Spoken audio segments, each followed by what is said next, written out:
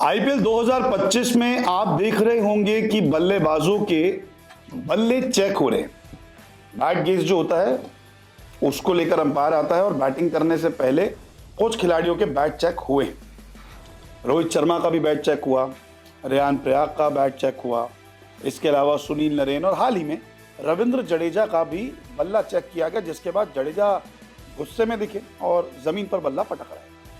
लेकिन ये bat check क्यों हो रहा है, क्या है इसके पीछे की वजह, क्या कहता है आईसीसी का नियम और बल्ले की लंबाई, चौड़ाई, मोटाई कितनी होनी चाहिए, वो मैं आपको इस रिपोर्ट में बताता हूं। क्योंकि हर मैच में जब बैटर बैटिंग करने आ रहा है तो एक बारी अंपायर जो है वो बैट गेज से जो है वो चेक करता है। दरअसल एक मशीन होती है, एक छोटा सा इक्विपमेंट कह सकते हैं, बैट को उसके आर पार करना होता है। अगर वो सही से चले जाता है तो ठीक है, अगर अटक जाता है तो आपको बैट चेंज करना पड़ेगा।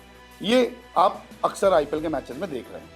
लेकिन क्या साइज होना चाहिए और क्या कुछ बल्ले के वजन से लेकर चौड़ाई, मोटाई, ब्लेड कितने इंचेस की होनी चाहिए, वो मैं आपको समझाता हूँ। दरअसल क्रिकेट बैट की जो चौड़ाई तय की गई है वो तय की गई है 4.25 इंच, यानी कि करीब 10.8 सेंटीमीटर। यानी कि उसकी अगर आप देखेंगे चौड़ाई, ज़्यादा चौड़ा बैट नहीं होना चाहिए। ऐसा नहीं है कि आप 2 फुट या 1 फुट का बैट लिया है। एक सामान्य बैट जो होता है जिससे आप भी क्रिकेट खेलते होंगे, एक नॉर्मल बैट जो होता है उसकी चौड़ाई जो है 4.25 इंच रखी गई है। लंबाई 38 इंच, यानी कि करीब 96.5 सेंटीमीटर। अब एक 38 इंच का आप बल्ला ले सकते हैं। ऐसा नहीं है कि आप बैट इतना बड़ा ले जाएं कि वो आप पकड़ ही नहीं पा रहे हैं। इसके अलावा किनारे की मोटाई, यानी कि जो एजेस हैं जिसके कारण आजकल ये बैट गेज आपको दिख रहा है, ये होने चाहिए लगभग 1.5 इंच के।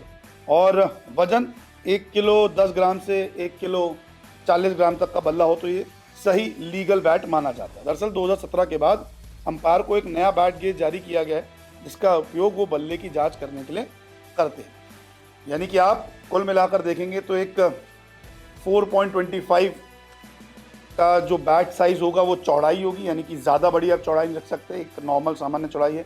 लंबाई आपकी 38 इंच तक हो सकती है, बल्ला ज़्यादा भारी ना हो, और ब्लेड्स जो हैं वो भी आपकी 40 मिलीमीटर तक होनी चाहिए, ज़्यादा मोटी नहीं। हम देख रहे हैं कि बहुत मोटे बल्ले लेकर अभी आईपीएल में खेल रहे हैं। इसी कारण आप देखेंगे कि सुनील नरेन का बैट चेक किया जा रहा है, रोहित शर्मा का बैट चेक किया जा रहा है, खासतौर पे ओपनर्स का, क्योंकि इससे परेशानी होती है गेंदबाजों को। अब मैं आपको बताता हूँ कि ये जो बैट गेज है ये आखिरकार है क्या।